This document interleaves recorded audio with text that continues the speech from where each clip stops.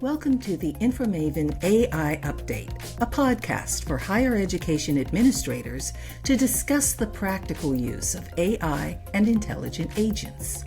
I'm Mosley-Matchett, the founder and CEO of InforMaven. And this month, our guest is David M DiSabito Jr. He's the AI Liaison and AI Working Group Chairperson to the College of Business and Professional Educator of Business Analytics and Information Management at Western New England University. To hear the entire interview, please visit InforMaven.ai. How does Walter impact faculty workload? That's a really good question. The reason I'm sort of chuckling is I think the answer is we're going to find out.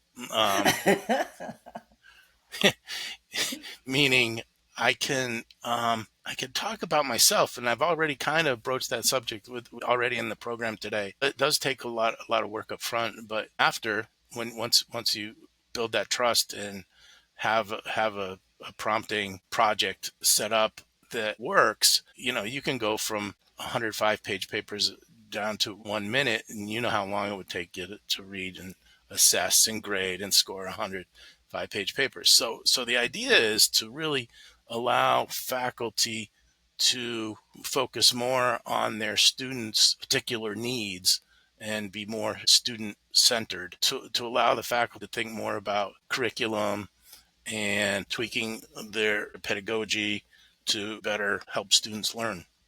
Okay, when you're talking about cutting down the time that instructors have to spend in the assessment process and allowing them to redistribute that time into other more important elements of teaching and learning, one of the things that people are worried about is AI replacing them. Have you run into any concerns from faculty that grading is supposed to be something that's part of their understanding what the student does and doesn't understand? And if you turn that over to a machine, they're losing that element.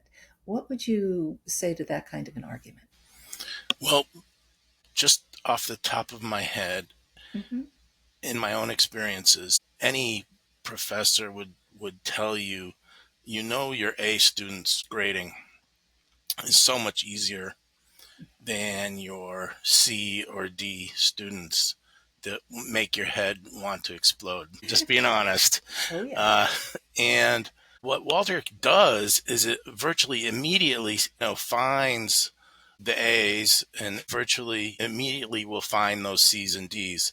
So then you can look at your rubric criteria and scoring, because Walter will give you basically a report card how the student scored based on your rubric, and you can see what's going on with a student from there. And if you're concerned, which you should be, you could go back to the original artifact and look and see if Walter is correct. And like I said, it's about a trust thing.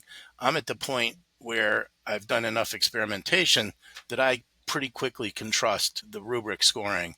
And then it gives an evaluation based on the program actually goes through a second time and looks at the rubric scores and re-examines the artifact and makes recommendations. So it's pretty cool. So I think what it's doing is it's giving you more time to think about that. Okay, I like that. And it's almost like having a graduate teaching assistant. And it may take time to trust the teaching assistant, but eventually when you do, it's the same sort of opportunity for allowing the instructor to focus more on the teaching aspects instead of the assessment aspects. Yes. Please visit InforMaven.ai to hear the entire interview.